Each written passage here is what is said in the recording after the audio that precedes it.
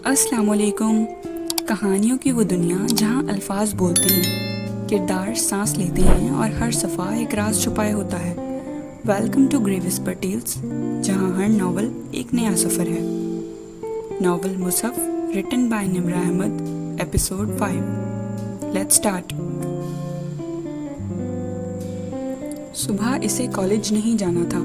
Exams ختم ہو چکے تھے، مگر وہ پھر بھی بہانہ بنا کر مخصوص وقت سے آدھا گھنٹہ پہلے ہی اسٹاپ پہ چلی آئی تھی اور اب مسلسل بینچ کے آس پاس ٹہل رہی تھی. سیاہ فام لڑکی ابھی تک نہیں آئی تھی. محمل بار بار کلائی پہ بندھی گھڑی دیکھتی، پھر بے چین نگاہوں سے ارد گرد گردن گھماتی. بھوری اونچی پونی بھی ساتھ ساتھ جھولتی تھی. اسے شدت سے اس لڑکی کا انتظار تھا اور آج تو لگ رہا تھا جیسے وقت بہت دیر سے گزر رہا ہے. بالآخر وہ تھک کر بینچ پہ بیٹھی اور سر دونوں ہاتھوں میں تھام لیا. کیا میرا انتظار کر رہی تھی؟ کسی نے اس کے کندھے پر ہاتھ رکھا تو وہ کرنٹ کھا کر اٹھی. وہ سیاہ فام لڑکی سامنے کھڑی مسکرا رہی تھی. میں تمہارا ہی ویٹ کر رہی تھی، اور میں جانتی ہوں کہ کیوں. وہ آرام سے بینچ پہ بیٹھی، بیگ کا سٹریپ کندھے سے اتار کر ایک طرف رکھا اور کتاب احتیاط سے گود میں رکھی. پھر جیسے فارغ ہو کر محمل کا چہرہ دیکھا. تم تھک گئی ہو؟ ہاں، میں بہت تھک گئی ہوں. میں تنگ آ گئی ہوں. اس دنیا میں میرے لیے کچھ نہیں ہے، کوئی نہیں ہے. ایسے نہیں کہتے. ابھی تو تمہیں وہ کچھ لینا ہے جس کی چمک سے تمہاری آنکھیں چکا چوندھ رہ جائیں گی. ابھی تو تم صحیح راستے پہ آئی ہو. مجھے صحیح اور غلط کا نہیں پتا، نہ ہی میں صحیح اور غلط کی تفریق میں پڑھنا چاہتی ہوں. اس نے بے اختیار نگاہیں چرائی تھیں، اپنے دل سے، اپنے اندر بیٹھتے گلٹ کے احساس سے. کوئی بات نہیں، شروع میں یہ کتاب مشکل لگے گی، جیسے کوئی عذاب ہو، کوئی قید، مگر پھر تم عادی ہو جاؤ گی. وہ ویسے ہی مسکرا رہی تھی. یہ کتاب مجھ سے کیسے بات کرے گی؟ محمل سحر زدہ سی اس کی گود میں رکھی کتاب کو دیکھ رہی تھی. روز اس کا ایک صفحہ پڑھنا. اگر مشکل لگے تو میں تمہیں کچھ ایسے لوگوں کا بتاؤں گی جو اس کتاب کا علم سکھاتے ہیں. بالکل خاموشی سے چپ چاپ اپنا کام کرتے ہیں. میں تمہیں ادھر لے جاؤں گی. وہ تمہیں اس زبان کا علم سکھائیں گے جس میں یہ کتاب لکھی گئی ہے. پھر جب تم روز اس کا ایک ایک صفحہ پڑھنے کے قابل ہو جاؤ گی تو تم جانو گی کہ ہر صفحہ تمہارے لیے یسٹرڈے کی رداد ہے اور تمہیں ٹمورو کی تدبیر بتا رہا ہے. اور اگر میں ایڈوانس میں ایک صفحہ پڑھ کے آگے پڑھ لوں تو مجھے اپنے آنے والے کل کا علم ہو جائے گا. نہیں، تم ایک دن میں پوری کتاب بھی پڑھ لو تو بھی وہ تمہارا یسٹرڈے کی رداد ہی رہے گا. لیکن اگر وہی صفحہ تم اگلے دن پڑھو تو وہ اس دن کے حساب سے تمہاری گزشتہ دنوں کی رداد بن جائے گا. کیا مطلب؟ وہ الجھ سی گئی. یہ کیسے ہو سکتا ہے کہ ایک ہی صفحے کا ایک دن میں ہی مطلب بدل جائے؟ اگر یہ نہ ہوتا تو کیا تم آج اس کتاب کی طرف یوں کھنچی چلی آتی؟ تم واقعی سچ کہہ رہی ہو. وہ اندر ہی اندر خوفزدہ بھی تھی. تمہیں شک ہے کیا؟ نہیں. مگر تم مجھے یہ کیوں دے رہی ہو؟ تمہارا اس میں کیا فائدہ؟ اپنی دانست میں محمل نے خاصا عقل مندانہ سوال کیا تھا. میرا ہی تو اصل فائدہ ہے. اور پھر اسی پراسرار طریقے سے مسکرائی. جو کچھ تمہیں حاصل ہوگا اس کا ایک شیئر تو مجھے بھی جائے گا نا. شیئر؟ وہ دنگ رہ گئی. کیا مطلب؟ کتنا شیئر؟ کتنے پرسنٹ؟ شاید آدھا، شاید اس سے بھی کم. معلوم نہیں، مگر یہ تمہارا مسئلہ نہیں ہے. میرا حصہ مجھ تک پہنچ جائے گا. یہ کتاب خود میرے پاس آ کر مجھے میرا حصہ دلوائے گی. اچھا؟ وہ متحیر سی تھی. پھر میں یہ لے لوں؟ خوب اچھی طرح سوچ لو. سب سوچ لیا ہے، وہ تیزی سے بولی اور کتاب پر ہاتھ رکھا. مبادہ اسے واپس نہ لے جائے. پھر لے جاؤ، مگر یاد رکھنا یہ ایک بہت بڑا بوجھ ہے جو میں تمہیں دے رہی ہوں. اگر تم نے وہ جنہیں تم عملیات کہتی ہو کر لیے اور ویسے ہی کیا جیسے یہ کتاب تمہیں کہے تو پھر سب کچھ بدل جائے گا.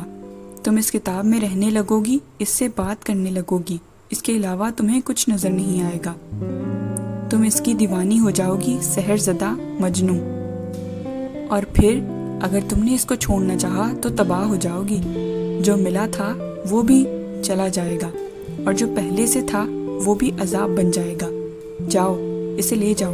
اس نے سیاہ جلد والی بھاری کتاب اٹھا کر اس کی طرف بڑھائی اور جب محمل ابراہیم نے اسے تھامنا چاہا تو اس کے ہاتھ لرز رہے تھے. Thank you. کیا یہ مجھے تمہیں واپس کرنی ہوگی؟ نہیں. اور جب میں پوری پڑھ لوں، ختم کر لوں تب پھر سے شروع کر دینا. یہ کتاب کبھی پرانی نہیں ہوگی. Thank you. وہ کپکپاتی انگلیوں سے کتاب پکڑے تیز تیز چلتی گھر کی سمت بڑھ رہی تھی. کتاب کی سیاہ جلد سرد تھی، بے حد یخ سرد. کوئی اسرار تھا اس میں، کوئی قدیم راز، جیسے وہ آج بے نقاب کرنے جا رہی تھی. جب اس نے گیٹ کھولا تو اسے محسوس ہوا کہ اس کی ٹانگیں کانپ رہی تھیں اور دل تو ایسے دھڑک رہا تھا جیسے ابھی سینہ توڑ کر باہر آ جائے گا. بہت بھاری بوجھ تھا جو اس تھکی ہوئی لڑکی نے لیا تھا. اندر ہی اندر اس کا دل ڈر رہا تھا، کہیں وہ تباہی کے کسی راستے کی طرف تو نہیں جا رہی. یہ سیاہ علم، سفلی عملیات، یہ اچھی چیزیں تو نہ تھیں، پھر وہ کیوں اسے اٹھا لائی تھی؟ اس نے رک کر سوچنا چاہا، مگر اب واپسی کا کوئی راستہ نہ تھا. دولت نچھاور، محبوب قدموں میں، دنیا پہ راج، اسے بہت سی چیزیں اکٹھی کرنی تھی اور یہ کتاب اس کے ہر مسئلے کا حل تھی. اسے بیگم نعمان کے بیٹے کا ٹھکرایا گیا رشتہ یاد آیا. اسے رات فواد کی بات پہ سب کا رد عمل یاد آیا. اسے اپنی بے پناہ دولت بھی یاد آئی تھی جس پہ عیش کوئی اور کر رہا تھا. پھر وہ کیسے اس لڑکی کو وہ کتاب، سب خزانوں کی کنجی واپس کراتی؟ پھر وہ نہیں رکی اور کتاب سینے سے لگائے، سر جھکائے تیز قدموں سے چلتی لاؤنج میں داخل ہوئی. کہاں سے آ رہی ہو؟ وہ جو اپنے خیالوں میں گم تھی آواز پہ گھبرا کر 2 قدم پیچھے ہٹی.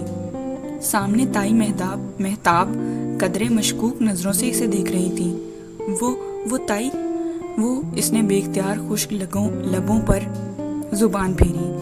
وہ نادیہ سے کچھ نوٹس لینے تھے، ذرا سٹاپ تک گئی تھی، اماں کو بتا کر گئی تھی میں.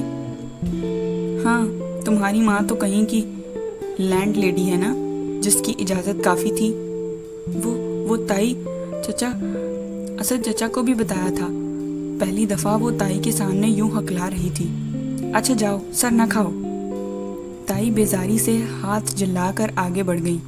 وہ کمرے کی طرف لپکی اور جلدی سے الماری کھول کر ایک خانے میں سارے کپڑوں کے نیچے وہ دبیز سیاہ کتاب چھپا دی. پھر الماری احتیاط سے بند کی. ادھر ادھر دیکھا، سر جھکر کے کسی نے نہیں دیکھا تھا. محمل، باہر اماں نے پکارا تو وہ جلدی سے چہرے پہ آیا پسینہ پونچھتی باہر آئی. جی. مسرت جو کچن میں سارے گھر کے ناشتہ بنانے میں مصروف تھی، پین میں انڈا پلٹتے ہوئے مڑ کر اسے دیکھا. تم تو کالج گئی تھی، اتنی جلدی آ گئی؟ جی بس. خیریت؟ اوہو، آج سب کو میری کیوں فکر پڑ گئی؟ نادیہ سے نوٹس لینے گئی تھی، مل گئے تو آ گئی. وہ خوامخواہ ہی چڑھ گئی تھی. پھر ادھر ادھر برتنوں میں ہاتھ مارتی بظاہر کچھ تلاش کرنے لگی. میں تو ایسے ہی پوچھ رہی تھی. اچھا ناشتہ تو کر لو. نہیں، بھوک نہیں ہے. وہ بس منظر سے ہٹنا چاہتی تھی. سو اتنا کہہ کر باہر لاؤنج میں آ گئی. ذہن ابھی تک الماری میں کپڑوں کے پیچھے چھپی کتاب میں اٹکا ہوا تھا. پھر گھر کے کام کاج، صفائی اور اس کے بعد مسرت کے ساتھ مشین لگائی اور میکانکی انداز میں خاموشی سے کام کرتی رہی. مسلسل اس کا دل پلٹ پلٹ کر اس کتاب کی طرف جاتا تھا. وہ چند بار اندر آئی اور الماری کھول کر کپڑوں کے پیچھے ہاتھ تھپ تھپا کر دیکھا. وہ سیاہ کتاب وہیں پر رکھی تھی. پھر سارا دن وہ موقع ڈھونڈتی رہی کہ اسے جا کر پڑھے، کچھ تو پتہ چلے، کوئی راہ تو نکلے. مگر کاموں کا بوجھ اور کچھ فطری سا خوف تھا کہ وہ اس کتاب کو نکالنے کی ہمت نہ کر سکی. رات کھانے کے بعد اس نے جب سب کو ڈائننگ ہال میں سویٹ ڈش میں مصروف پایا تو بالآخر الماری سے وہ بھاری کتاب نکالی اور اسے سینے سے لگائے دبے پاؤں سیڑھیاں چڑھی اور اوپر آ گئی. ڈائننگ ہال سے براستہ لاؤنج کچن کی طرف جاتی مہتاب تائی نے چونک کر اسے آخری سیڑھی پھلانگتے دیکھا تھا.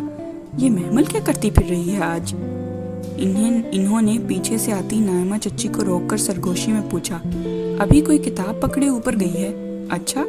وہ متجسس سی تائی کے قریب آئیں. پڑھائی وڑھائی تو اب ختم ہے، اور چھت پر تو کبھی نہیں گئی پڑھنے. ضرور دال میں کچھ کالا ہے. اور ان کی سرگوشیوں سے بے خبر وہ باہر ٹیرس پہ نکل آئی تھی. آہستہ سے دروازہ بند کیا اور ریلنگ کے ساتھ نیچے زمین پہ بیٹھ گئی. کتاب گھٹنوں پہ رکھی اور کتنی ہی دیر اسے دیکھتی رہی.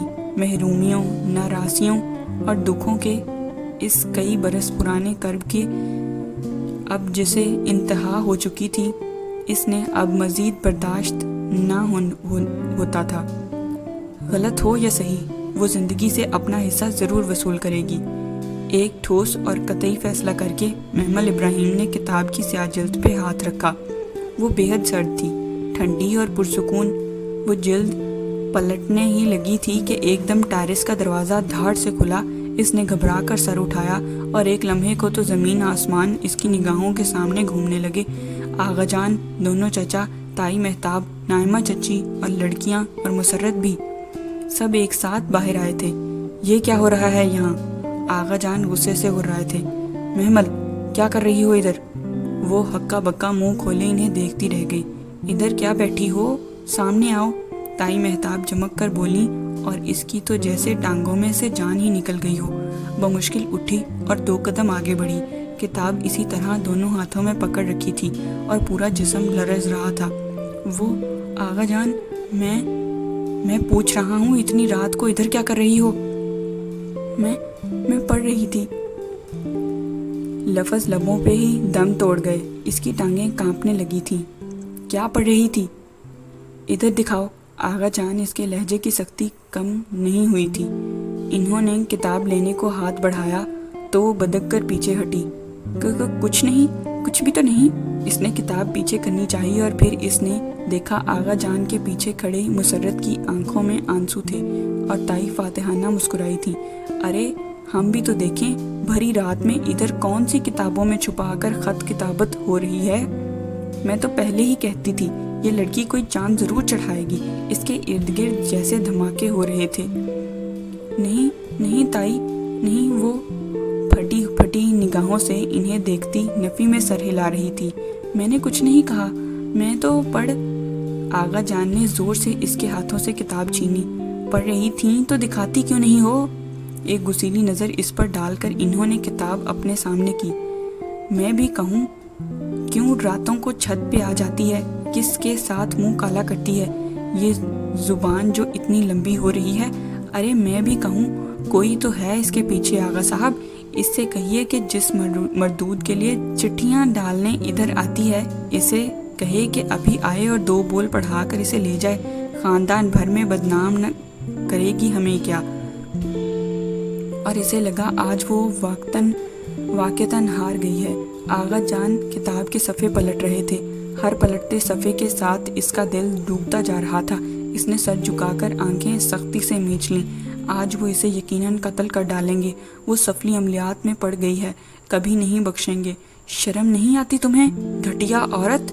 آغا جان ایک دم دھاڑے تو اس کی رہی سہی جان بھی نکل گئی. اسے لگا وہ لہرا کر گرنے کو ہے. جب میں نے کیا کیا ہے؟ تائی کی ہکلاتی آواز نکلی. محمل نے جیسے کسی خواب سے جاگ کر سر اٹھایا. وہ کھلی کتاب ہاتھ میں پکڑے محمل سے نہیں تائی سے مخاطب تھے. تمہیں شرم نہیں آئی اس یتیم بچی پر الزام لگا کر ہم سب کو اکٹھا کر کے ڈوب مرو تم ایسے الفاظ کہنے سے پہلے؟ وہ اب چھت پر پڑھ بھی نہیں سکتی. محمل نے پلکیں زور سے جھپکائیں. یہ آغا جان کیا کہہ رہے تھے؟ مگر آغا صاحب، وہ اس کتاب میں ڈوب مرو تم بے دین عورت. وہ قرآن پڑھ رہی تھی. تم قرآن کی حرمت کا تو پاس رکھ لیتی. انہوں نے سیاہ کتاب بند کی، اسے چوما، آنکھوں سے لگایا اور محمل کی طرف بڑھا دیا. بیٹا نیچے پڑھ لیتی تو سب پریشان نہ ہوتے. یہ لو. وہ اسے کتاب تھما کر ایک کٹیلی نگاہ سب عورتوں پر ڈال کر واپس چلے ہو لیے. نہ تو اب چوروں کی طرح پڑے گی تو بندہ شک تو کرے گا نا اس پر، ورنہ میرا کیا دماغ خراب ہے یوں ہی کہتی پھروں. تائی شرمندہ سی پلٹی. آغا جان کبھی کبھار انہیں یوں ہی سب کے سامنے جھڑک دیا کرتے تھے، خصوصاً جب وہ اپنے رشتہ داروں سے بے دریغ پیسہ لٹاتی تھیں. اور نہیں تو کیا. آہستہ آہستہ سب نادم سے پلٹ گئے. وہ اسی طرح ساکت سی کتاب ہاتھ میں لیے کھڑی تھی. ٹیرس خالی ہو چکا تھا. سب جا چکے تھے، پرسکون اور سرخرو مسرت بھی. اور وہ اسی طرح پتھر کا بت بنی وہاں کھڑی تھی۔ اس کتاب کا ہر صفحہ تمہارے گزرے دن کی رداد ہے۔ یہ کتاب کبھی پرانی نہیں ہوگی۔ تم سب کو اپنی مٹھی میں کر کے دنیا پہ راج کرو گی۔ اس سیاہ فام لڑکی کا ایک ایک فکرہ تمانچے کی طرح اس کے منہ پر برس رہا تھا۔ تڑاخ تڑاخ تڑاخ۔ اسے لگا وہ کبھی اپنی جگہ سے ہل نہیں سکے گی، یوں ہی صدیوں اس اندھیرے ٹیرس پہ کھڑی رہے گی۔ دھوکہ، مذاق، فریب، تمسخر، قرآن کی بے حرمتی، اس سیاہ فام لڑکی نے کیا نہیں کیا تھا؟ اتنا بڑا مذاق! ایک پریشان حال لڑکی کو سبز خواب دکھا کر اسے اسی کی مقدس کتاب پکڑا دی۔ یہ ہوا کیا تھا اس کے ساتھ؟ اس کے ہاتھ ابھی تک لرز رہے تھے۔ نہایت بے یقینی کے عالم میں اس نے سیاہ جلد والی کتاب کو چہرے کے سامنے کیا۔ سیاہ جلد صاف تھی، بے داغ، بے لفظ۔ اس نے درمیان سے کتاب کھولی۔ اوپر عربی کی عبارتیں لکھی تھیں اور نیچے انگریزی کی۔ سب سے اوپر لکھا تھا الکہف، دی کیو۔ اس نے چند صفحے آگے کھولے۔ عنکبوت، دی اسپائڈر۔ اس نے شروع سے دیکھا۔ المائدہ، دی ٹیبل اسپریڈ۔ محمل نے کتاب بند کر دی۔ آغا جان نے ٹھیک کہا تھا، وہ قرآن تھا، اس کی دینی کتاب، مقدس کتاب۔ اور اس فرنگن نے کیسے کیسے قصے گھڑ دیے تھے اس کے۔ ذلیل عورت! وہ شوق سے نکلی تو بے پناہ غصہ آیا۔ وہ لڑکی تو اپنے گھر بیٹھی اس پر ہنس رہی ہوگی، اس کا تمسخر اڑا رہی ہوگی، وہ بھی کتنی جلدی بے وقوف بن گئی۔ اف! وہ تیز تیز قدموں سے سیڑھیوں کی طرف لپکی۔ نہ سر پہ دوپٹہ، نہ وضو، نماز، اور چلے ہیں قرآن پڑھنے۔ لاؤنج میں کے بڑے صوفے پہ بیٹھی تائی اسے زینے اترتے دیکھ کر اونچا بڑبڑائی تھی۔ بڑے عرصے بعد آغا جان نے انہیں سب کے سامنے بے عزت کیا تھا، اور وہ بھی صرف اور صرف محمل کی وجہ سے۔ کوئی بھی جواب دیے بغیر سر جھکائے تیزی سے اپنے کمرے کی طرف بڑھ گئی۔ صبح وہ پھر جلدی آ گئی تھی۔ سیاہ فام لڑکی آج بہت پہلے سے اس بینچ پر بیٹھی تھی۔ اسے دیکھ کر محمل کے قدم تیز ہو گئے۔ قدموں کی چاپ پہ ہی اس نے سر اٹھایا۔ محمل نے دیکھا، اسے دیکھ کر اس کی سیاہ آنکھوں میں امید کے دیے جل اٹھے تھے۔ سڑک خالی تھی، دور نارنجی سورج طلوع ہو رہا تھا۔ محمل اس کے بالکل سامنے آ کھڑی ہوئی۔ سورج کی نارنجی شعاعیں اس کے پیچھے چھپ گئیں۔ تمہیں شرم تو نہیں آئی ہوگی میرے ساتھ ایسا بیہودہ مذاق کرتے ہوئے؟ سیاہ فام لڑکی کی نگاہیں اس کے ہاتھوں میں پکڑی کتابوں پہ جھکیں۔ ایک دم ہی اس کی آنکھوں کی جوت بجھ گئی۔ مصحف واپس کرنے آئی ہو؟ مصحف؟ اکھڑی اکھڑی سی محمل نے آئی برو اٹھائی۔ ہم عرب دنیا میں قرآن کو مصحف کہتے ہیں۔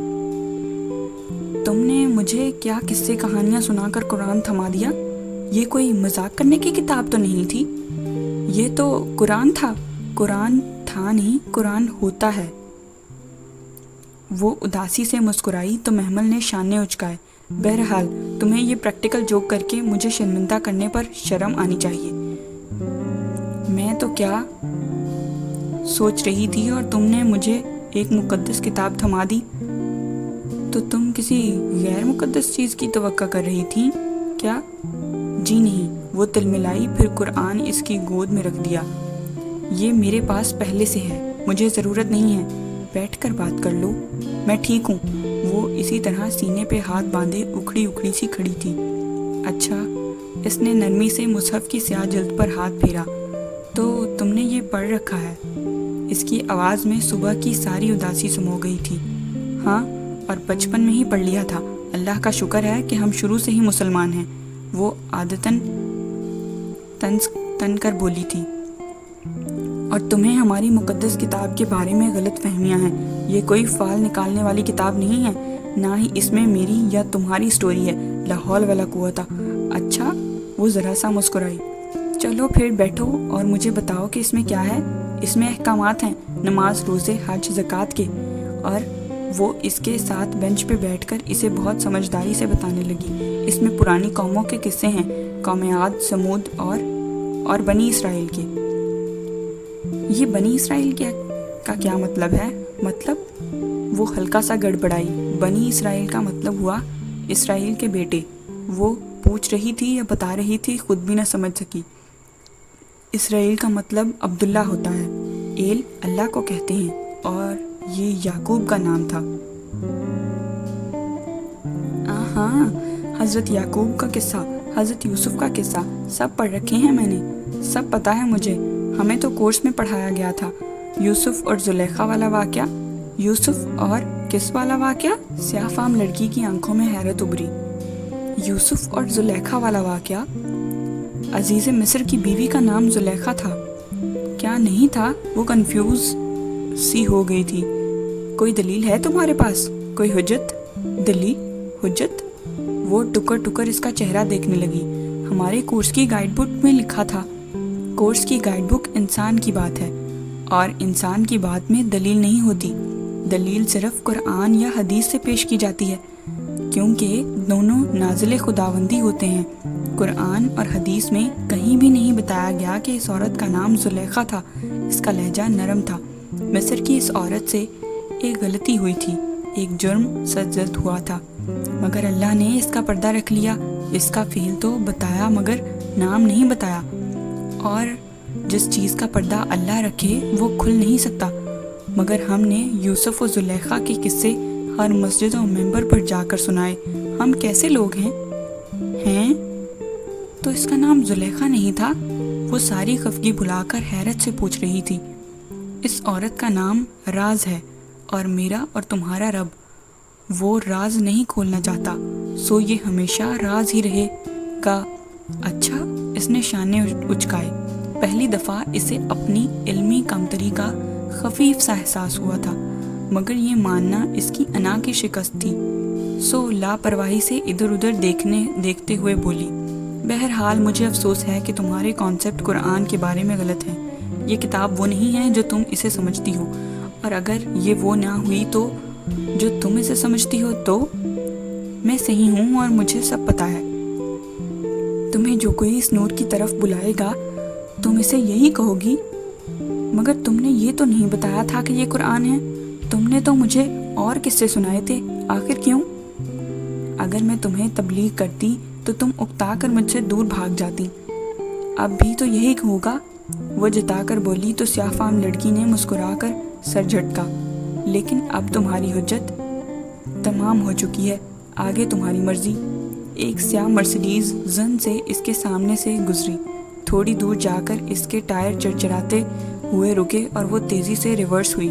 محمل نے چونک کر دیکھا، ڈرائیونگ سیٹ پر فواد بیٹھا تھا۔ وہ حیران سی کھڑی ہوئی، وہ اسے اپنی طرف آنے کا اشارہ کر رہا تھا، ساتھ ہی اس نے ہاتھ بڑھا کر فرنٹ سیٹ کا دروازہ کھول دیا۔ وہ جیسے کھل کر مسکرائی اور بینچ پہ رکھا بیگ کندھے پہ ڈالا۔ سیاہ فام لڑکی نے اس کی نگاہوں کے تعاقب میں دیکھا اور پھر محمل کی مسکراہٹ کو۔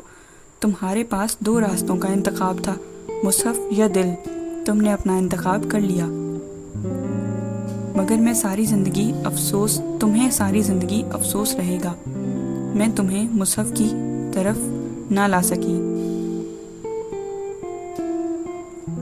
مگر مجھے ساری زندگی افسوس رہے گا کہ میں تمہیں مصحف کی طرف نہ لا سکی۔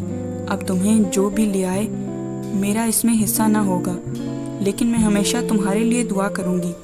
سیاہ جلد والے مصحف کو سینے سے لگائے اپنا بیگ کندھے پہ ڈال کے وہ اداس سیاہ فام لڑکی اٹھ کھڑی ہوئی اور خالی سڑک پہ ایک طرف کو چل دی۔ محمل نے دیکھا وہ لنگڑا رہی تھی، وہ سر جھٹک کر گاڑی کی طرف بڑھ گئی۔ جی فواد بھائی، اس نے فرنٹ سیٹ کے کھلے شیشے پہ جھک کر پوچھا۔ آؤ بیٹھو۔ مگر وہ متذبذب ہوئی، گھر تو کالج کا کہہ کر آئی تھی، کالج کیوں جانا ہے؟ ایسے ہی، فرینڈز گیٹ ٹوگیدر کر رہی ہیں، پھر کبھی چلی جانا، ابھی بیٹھو۔ وہ حکم دے کر جیسے کچھ اور سننے کے موڈ میں نہ تھا۔ وہ مسکراہٹ دبائے اندر بیٹھی اور دروازہ بند کر دیا۔ ونڈ اسکرین کے اس پار وہ لنگڑاتی سیاہ فام لڑکی دور ہوتی جا رہی تھی۔ محمل کو نہیں علم تھا کہ وہ اسے اس اداس صبح میں آخری بار دیکھ رہی ہے۔ اس کا نام کیا تھا، وہ کدھر سے آئی تھی، اور وہ کچھ نہ جانتی تھی۔ اسی لمحے اسے جاتے دیکھ کر اسے احساس ہوا کہ وہ لڑکی بس سٹاپ پہ بس پکڑنے نہیں آتی تھی، بلکہ وہ شاید اس کے لیے آتی تھی، اور شاید اس کے بس پکڑ لینے کے بعد یوں ہی چلی جاتی تھی۔ ہم کہاں جا رہے ہیں فواد بھائی؟ فواد نے گاڑی آگے بڑھائی تو وہ پوچھ بیٹھی, تم مجھے بھائی کہنا چھوڑ نہیں سکتی؟ وہ کیوں؟ دھڑکن بے ترتیب ہوئی مگر بظاہر وہ سادگی سے بولی, ایسے ہی. پر ہم جا کہاں رہے ہیں؟ آفس بتایا تو تھا. اسٹیئرنگ پہ ہاتھ رکھے ذرا سا چہرہ اس کی طرف موڑا اور مسکرایا. آفس؟ اب کہ وہ واقعتاً حیران ہوئی رہ گئی. مگر آغا جان نے تو منع کر دیا تھا نا. ان سے تو میں نے رسمن پوچھا تھا, وہ لاپرواہ تھا. اور حسن بھائی نے بھی. جہنم میں گیا حسن. تم آفس جانا چاہتی ہو یا نہیں؟ جانا چاہتی ہوں. اس کے بگڑنے پہ وہ جلدی سے بول اٹھی. وہ کھل کر مسکرایا. ایسے ہی اعتماد سے زندگی گزارو گی تو خوش رہو گی, ورنہ لوگ تمہیں ہضم کر جائیں گے. زندگی سے اپنا حصہ وصول کرنا سیکھو لڑکی. وہ بہت موڈ میں ڈرائیو کر رہا تھا اور یک ٹک اسے دیکھے جا رہی تھی. اسے تو کچھ بھی نہ کرنا پڑا تھا اور قسمت اس پہ مہربان ہو گئی تھی. اور یہ جوڑا جو تم نے پہن رکھا ہے غالباً میں پچھلے 2 سال سے دیکھ رہا ہوں. 3 سال سے, اس نے تصحیح کی. امیزنگ. یہ ہماری کزنز تو 3 بار سے زیادہ ایک جوڑا نہیں چلاتی, اور تم؟ یہ 3 سال پہلے عید پہ بنوایا تھا. محمل نے کرتے کے دامن پہ ہاتھ پھیر کر بغور اسے دیکھا. میرے پاس اتنے پیسے نہیں ہوتے کہ نئے جوڑے بنوا سکوں. آغا جان تو بس عید کپڑوں کے پیسے دیتے ہیں. اس کا جانے کیوں دل بھر آیا تھا. آنکھوں سے 2 موٹے موٹے آنسو پھسلے تھے. ارے نہیں محمل, ایسے نہیں روتے. اس کے رونے پہ وہ پریشان سا ہو گیا اور گاڑی سائڈ پہ روک لی. میرا مقصد تمہیں ہرٹ کرنا نہیں تھا, اور جب تک میں ہوں تمہیں فکر کرنے کی کوئی ضرورت نہیں. اس نے سر اٹھایا. کانچ سی بھوری آنکھیں بھیگی ہوئی تھیں. اور ابھی آفس نہیں جاتے جناب, سپر چلتے ہیں. وہاں سے تمہارے لیے ڈیزائنر ویئر لیں گے. تم بہت خوبصورت ہو محمل, تمہیں خوبصورت چیزیں ہی پہننا چاہیے. وہ اس کے بہت قریب مخمور سا کہہ رہا تھا, پھر چونکا اور ذرا سیدھے ہو کر اگنیشن میں چابی گھمائی. وہ سر جھکائے ہتھیلی کی پشت سے بھیگے رخسار رگڑنے لگی. ایک دلفریب مسکراہٹ اس کے لبوں پہ بکھر گئی تھی. اگر جو تائی اماں کو پتہ چلے کہ ان کا یہ ولی عہد میرے آنسوؤں کی اتنی پرواہ کرتا ہے تو کتنا مزہ آئے. فواد درب کا وہ پتا تھا جس کے ذریعے اسے ان سب ظالم لوگوں سے انتقام لینا تھا. وہ اسے ڈیزائنر آؤٹ لیٹس پہ لے گیا. محمل ایک دو دفعہ ہی ندا سامیہ وغیرہ کے ساتھ ادھر گئی تھی. رنگوں, خوشبوؤں اور خوابوں کی سرزمین, چمکتے سنگ مرمر کے فرش اور قیمتی ملبوسات. اسے لگا وہ کسی خواب میں چل رہی ہے. سب کچھ جیسے واقعی اس کے قدموں میں ڈھیر ہو چکا تھا. آج کل ایسی شارٹ شرٹس کا فیشن ہے اور تم اتنی لمبی کرتیاں پہنتی ہو. ایک تنقیدی نگاہ اس پر ڈال کر اس نے ایک جدید تراش خراش کے لباس کا ہینگر اتارا اور اس کے کندھے کے ساتھ لگایا. یہ ٹھیک ہے, تمہیں کیسا لگا؟ اچھا ہے. وہ تو جیسے بول ہی نہ پا رہی تھی. یہ پیک کر دیں. اس نے ہینگر بے نیازی سے سیلز گھر کی طرف بڑھا دیا اور دوسرے ریک کی طرف بڑھ گیا. سدرا کی منگنی کے لیے بھی کوئی اچھا سا جوڑا تو لینا ہوگا نا. سدرا باجی کی منگنی؟ وہ چونکی. ہاں, اس کا رشتہ طے ہو گیا ہے. وہ نیکسٹ سنڈے اس کی منگنی ہے, تمہیں نہیں پتا؟ وہ ایک ریک سے کپڑے الٹ پلٹ کر دیکھ رہا تھا. نہیں, وہ گھر میں غائب دماغ رہتی تھی یا تائی اماں لوگوں سے خبر چھپا رکھی تھی. وہ فیصلہ نہ کر سکی. یہ منگنی کے فنکشن کے لیے لے لو. اچھا ہے نا. اس نے ایک نارمل سا جوڑا نکال کر اسے دکھایا. محمل اس کے قریب چلی آئی. پیکاک گرین رنگ کی لمبی سی سیدھی قمیض, آدھی آستینیں, ساتھ سلور چوڑی دار پاجامہ. گہری سبز قمیض پہ بھی گلے اور دامن پہ سلور موتیوں کا نازک کام تھا. ٹپیکل نہیں ہے مگر بہت کلاسک سا ہے. یہ بھی پیک کر دیں. اس کے چہرے پہ پسندیدگی دیکھ کر اس نے وہ بھی سیلز گرلز کو تھما دیا. بس بہت ہے فواد بھائی, میں اتنا سب گھر میں کیسے لے کر جاؤں گی. جب وہ اگلے بوتیک کی طرف بڑھا تو اس نے گھبرا کر روک دیا. واقعی یہ تو میں نے سوچا ہی نہیں. چلو پھر کچھ چھوٹی موٹی چیزیں لے لیتے ہیں. جوتے, پرفیومز, کاسمیٹکس, جیولری اور سبز سلور جوڑے کے ساتھ میچنگ کانچ کی چوڑیاں دلوا کر اس نے بہت اصرار بلاخر فواد نے بس کر دی. میرا دل کرتا ہے محمل میں تمہیں پوری دنیا خرید کر دے دوں. پتہ نہیں کیوں. وہ فرنٹ سیٹ لاک کرتے کا لاک کھولتے ہوئے کہہ رہا تھا اور وہ وہیں دروازے کے ہینڈل پر ہاتھ رکھے گمسم سی اسے دیکھے گئی۔ یہی سب تو چاہا تھا اس نے، مگر کبھی سوچا ہی نہ تھا کہ اتنی آسانی سے ہو جائے گا۔ پھر وہ اسے فیکٹری لے آیا۔ ہیڈ آفس میں پاپا اور حسن ہوتے ہیں، اسد چچا اور غفران چچا پنڈی والی برانچ میں ہوتے ہیں، جبکہ میں فیکٹری سائٹ پہ۔ تم آج سے روزانہ ادھر میرے ساتھ کام کرو گی، میں تمہیں آہستہ آہستہ سب کام سکھا دوں گا، ٹھیک؟ ٹھیک ہے، مگر میں گھر کیا کہوں گی؟ تم ٹیوشن پڑھانے جاتی ہو نا؟ تو بس تمہیں ایک ٹیوشن اور مل گئی ہے۔ مسرت چچی کو شاپنگ کے بارے میں یہی کہہ دینا اور باقیوں کو کچھ دکھانے کی ضرورت نہیں ہے، رائٹ؟ اب چائے لوگی یا کافی؟ وہ اپنی سیٹ سنبھالتے بے نیازی سے ہدایت دے کر فون کی طرف بڑھا تو وہ طمانت سے مسکرا دی، کافی۔ وہ اس کے مقابل کرسی کی پشت سے ٹیک لگا لی، گڈ۔ وہ بھی مسکرایا۔ مسکراتے ہوئے وہ بہت اچھا لگتا تھا۔ اس روز فواد نے اسے کوئی کام نہ کرنے دیا تھا، بس ادھر بیٹھ کر مجھے آبزرو کرو اور سیکھو کہہ کر اسے اپنے سامنے بٹھا دیا۔ کام کرتے وہ گاہے بگاہے نگاہ اٹھا کر اسے مسکرا کر دیکھتا تو وہ ہنس پڑتی۔ وہ دن اسے اپنی زندگی کا بہترین دن لگا تھا۔ اماں، مجھے دوسری ٹیوشن بھی مل گئی ہے، سو آئندہ صبح جایا کروں گی۔ مسرت کاموں میں الجھی تھی سو دھیان نہ دیا اور اس نے خاموشی سے سارے کپڑے اور چیزیں الماری میں رکھ دیں۔ پھر روز کا یہی معمول بن گیا۔ نادیہ کے والد کی اکیڈمی سے اس نے مہینے بھر کی چھٹی لے لی اور صبح سے شام ڈھلے فواد کے ساتھ فیکٹری چلی جاتی۔ اس نے آغا جان سے پیسے مانگنے چھوڑ دیے تھے اور جب سدرا کی منگنی کے لیے آغا جان نے اسے کپڑے بنوانے کے لیے چند سو روپے دیے تو اس نے بے نیازی سے انکار کر دیا۔ تھینک یو آغا جان، مگر میرے پاس پہلے ہی بہت ہیں، 3 ٹیوشنز پڑھاتی ہوں، میرے خرچے پورے ہو ہی جاتے ہیں، پھر بھی اگر چاہیے ہوں گے تو آپ سے مانگ لوں گی۔ آغا جان اور تائی مہتاب نے پھر کبھی اس کے شام کو گھر آنے پہ اعتراض نہ کیا۔ محمل ان سے پیسوں کا مطالبہ نہیں کرتی، انہیں اور کیا چاہیے تھا؟ Press the like button and share this video with your friends who love to read and listening the novels. And to stay connected with the next episode, make sure to subscribe the channel.